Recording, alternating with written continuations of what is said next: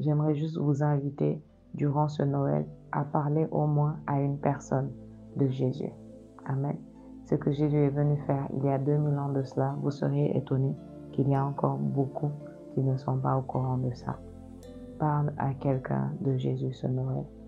Fais ce cadeau à Jésus. Parle à quelqu'un dans la foi et l'espérance que tu peux gagner cette personne à Christ. Et si tu as l'opportunité de la conduire à Christ, pourquoi pas?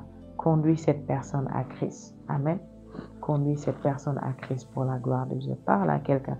Vous savez, quand il y a des fêtes, des choses comme ça, c'est toujours une opportunité. Les gens fêtent, célèbrent et ils ne savent pas tout à fait pourquoi ils célèbrent. Ils ne savent pas. Le pays où je suis là, c'est un pays où la majorité des gens sont musulmans. Mais quand la période là arrive, c'est devenu hallucinant. Ils sont plus agités, plus enthousiastes que les chrétiens. Ils sont à fond dedans. Un jour, je suis partie juste chercher un truc au supermarché, pas trop loin de chez moi. J'avais besoin d'un truc rapidement et c'était la semaine dernière, je pense. Et je suis allée, après l'évangélisation, j'ai couru, j'ai dit, je vais prendre ça rapidement parce qu'on en a besoin le lendemain à l'église. C'était un samedi. Quand j'arrive là-bas, je suis choquée le nombre de personnes qu'il y avait là. Il y avait la queue non seulement pour la caisse, mais il y avait la queue pour entrer aussi. C'était compliqué. Et je regardais, je me disais, mon Dieu, ces gens-là sont devenus plus enthousiastes pour la fête que nous.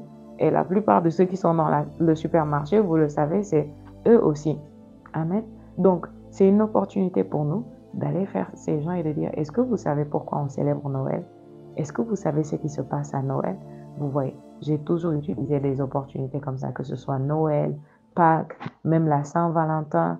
Il est arrivé plusieurs fois que nous fassions des petits trucs de cadeaux avec des roses, des choses comme ça, avec la parole de Dieu. Et on sortait et on s'arrêtait, on donnait des cadeaux aux gens et on leur parlait de celui qui est le plus grand amoureux de l'humanité, celui qui a aimé les hommes plus que tout, au point de donner sa vie.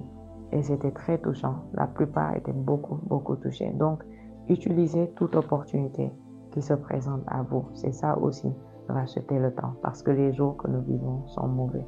Et le Seigneur revient bientôt. Nous devons toujours vivre et marcher avec la conscience qu'il revient bientôt. Donc, il ne faut pas juste... Tout à l'heure, quand nous étions à l'église, il y a eu un sketch qui parlait de ça. Il ne faut pas juste penser que Noël, c'est bien manger, bien boire, bien s'habiller. Vous voyez, non. C'est aussi l'opportunité de partager l'amour de Jésus, d'aider les gens qui sont démunis, qui n'ont pas les moyens de fêter comme vous, et en aidant, de profiter de l'occasion pour donner Jésus, pour donner le salut. Parce que quel que soit ce que vous donnez à quelqu'un, vous ne lui avez rien donné jusqu'à ce que vous lui donniez le salut. Donnez l'argent, donnez des habits, donnez tous ces biens, mais le plus important, le plus grand don, c'est le salut. Parlez-leur de Jésus. Amen.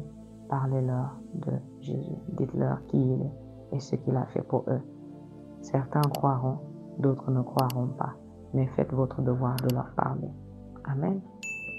Merci Seigneur. Alors je vais prier pour vous.